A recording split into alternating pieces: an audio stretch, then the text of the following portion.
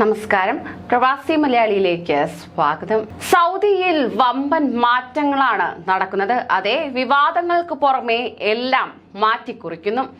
US പ്രസിഡന്റായി തെരഞ്ഞെടുക്കപ്പെട്ട ശേഷം ജോ ബൈഡൻ സൗദി അറേബ്യ സന്ദർശനത്തിനെത്തിയിരിക്കുകയാണ്. ഇസ്രായേൽ സന്ദർശനത്തിന് ശേഷമാണ് അദ്ദേഹം സൗദിയിലെത്തിയിരിക്കുന്നത്.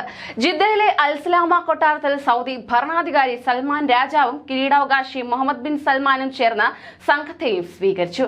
സൗദി ദേശീയ സുരക്ഷാ ഉപദേഷ്ടാവ് ഡോക്ടർ മുസദ് ബിൻ മുഹമ്മദ് അൽ ഐബാൻ, US വിദേശകാര്യ സെക്രട്ടറി ആന്റണി ബ്ലിങ്കൻ, ദേശീയ സുരക്ഷാ ഉപദേഷ്ടാവ് ജേക്ക് സുള്ളിവൻ എന്നിവരും കൂടിക്കാഴ്ചയിൽ പങ്കെടുക്കുകയുണ്ടായി.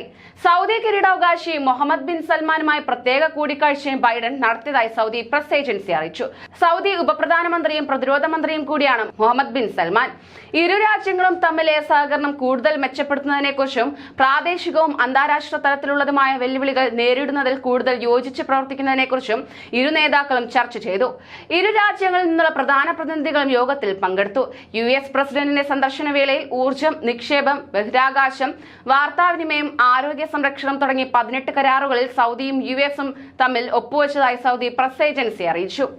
ആഗോള വിപണിയിലെ എണ്ണവിലയും സ്ഥിരതയും നിലനിർത്താൻ സൗദിയുടെ ഭാഗത്ത് നിന്ന് മെച്ചപ്പെട്ട നടപടികളുണ്ടാകുമെന്ന് ഉറപ്പ് ലഭിച്ചതായി US പ്രസിഡന്റ് ജോ ബൈഡൻ അറിയിച്ചു. യമൻ യുദ്ധം അവസാനിപ്പിക്കാൻ സമ്പൂർണ്ണ വെടിനിർത്തലിനും ഇരു രാജ്യങ്ങളും ധാരണയിലെത്തി. ഇറാന്റെ ഭീഷണി നേരിടാൻ GCCയുടെ നേതൃത്വത്തിൽ സഹകരണത്തിനും ധാരണയായി. ആഗോള വിപണിയിലെ വിലക്കയറ്റവും ചാഞ്ചാട്ടവും നിയന്ത്രിക്കാൻ സൗദിയുടെ ഭാഗത്ത് നിന്നും നടപടികളുണ്ടാകുമെന്ന് ഉറപ്പ് ലഭിച്ചതായി US പ്രസിഡന്റ് ജോ ബൈഡൻ പറഞ്ഞു. ജൂലൈ ഓഗസ്റ്റ് മാസങ്ങളിലെ എണ്ണ ഉൽപാദനം നേരത്തെ നിശ്ചയിച്ച അളവിനേക്കാൾ 50% വർദ്ധിപ്പിക്കാനുള്ള തീരുമാനത്തെ അമേരിക്കൻ പ്രസിഡന്റ് സ്വാഗതം ചെയ്തു. സൗദിയുടെ വ്യോമപാത ഇസ്രയേൽ ഉൾപ്പെടെ എല്ലാവർക്കും അനുവദിക്കാനും തീരുമാനമായി. കൂടുതൽ സുസ്ഥിരമായ മിഡിൽ ഈസ്റ്റിന്റെ പിറവിക്ക് ഈ ചരിത്രപരമായ തീരുമാനം സഹായകമാകുമെന്ന് ബൈഡൻ പറഞ്ഞു. സൗദിക്ക് അവകാശപ്പെട്ട തിറാൻ ദ്വീപിൽ നിന്നും US സൈനികർ ഉൾപ്പെടെയുള്ള അന്താരാഷ്ട്ര സമാധാന പാലന സംഘം പിൻവാങ്ങാൻ ധാരണയായി. ഈ വർഷം അവസാനത്തോടെയാണ് പിന്മാറ്റം പൂർത്തിയാവുക.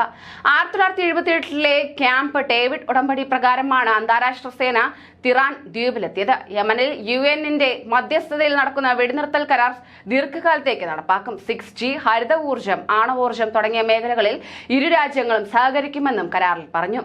കൂടുതൽ പ്രവാസി വാർത്തകൾക്കായി ഈ ചാനൽ സബ്സ്ക്രൈബ് ചെയ്യൂ.